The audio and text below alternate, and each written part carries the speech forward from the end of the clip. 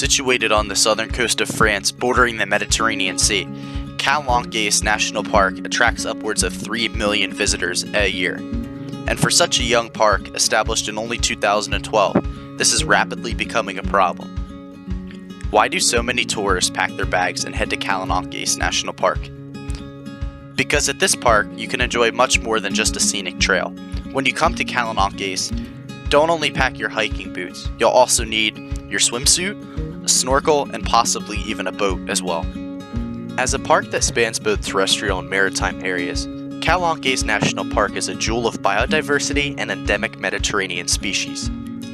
Even though this park faces pressures on all sides, especially urban pressures from the neighboring cities, the park has managed to protect 148 land species and 60 marine species.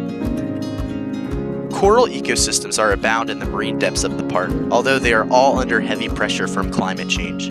One species in particular, the Pisondia meadows, is a flowering marine plant that provides habitat for other endemic and/or endangered species, such as the salama, the sea bream, the Mediterranean rainbow wrasse, and also seahorses.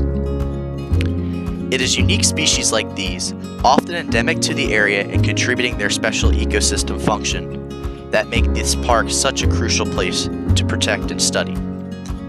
In addition to a singular array of marine and terrestrial species and ecosystems, the park also has harbors with stunning karst geography where these species actually make their homes.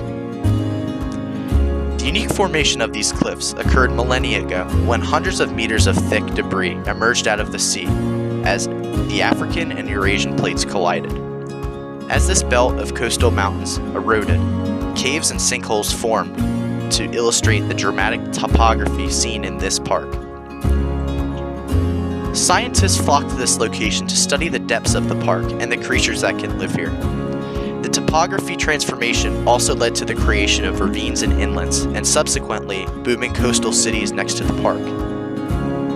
The largest threats to Calanques National Park have always been encroaching urbanization and the resultant pollution and industrialization. Now the park faces overcrowding and recreational pressures as well, too.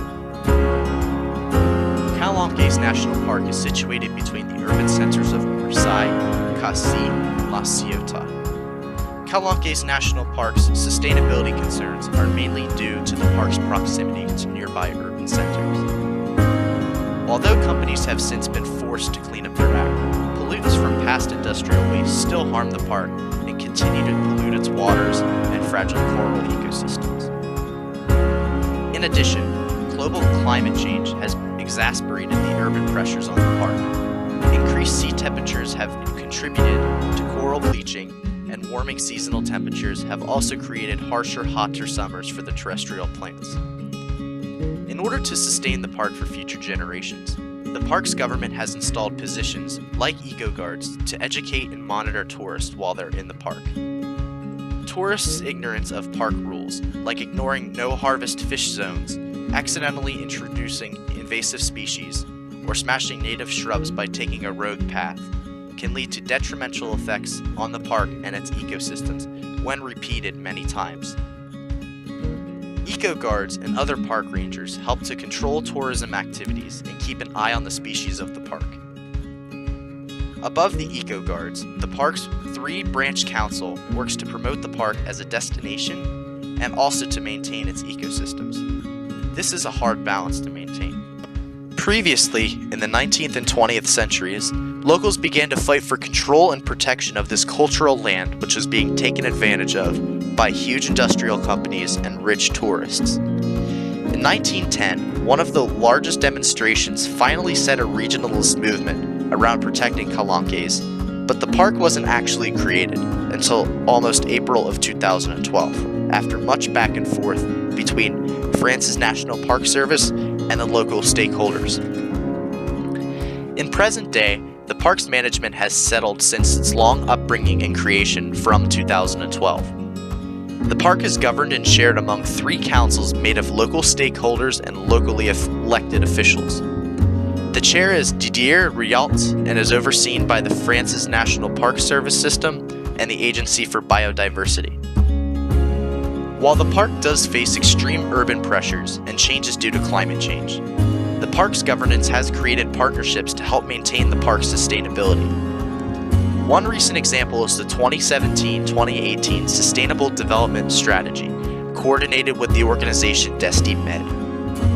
Desti Med works to promote environmentally safe ecotourism, which is something that is crucial for Calanques in the summer seasons as so many tourists continue to utilize the park every year. In addition, even during Calanques' relatively short life, officials at all levels, especially those from Marseille, have worked to expand the protected areas of the park. In 2006, by dividing and expanding the park into a core and surrounding ecological unit, the park was able to incorporate more space and protection for the core area. The core is heavily protected and monitored, while the affiliated areas pledge to promote sustainable management and especially development. So Marseille may contribute to the ill effects on the park, but the city has also had a crucial role in the park's sustainability, funding, and developing volunteer groups to oversee sustainable management and development. You could say one couldn't happily exist without the other.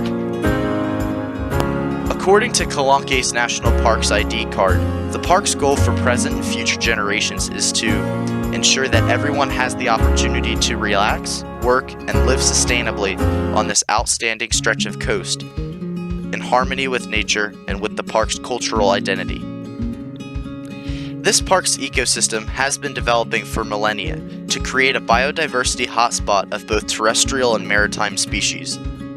The coral ecosystems of Calanques National Park are most at risk, along with game fish species that faced overharvesting. The park has taken measures to become more sustainable. Hopefully, in the years to come, Parc National des Calanques will continue to erect new park patrol positions, develop more partnerships, and protect its beautiful Mediterranean species, and also its breathtaking public coastal views for all years to come. Thanks for watching.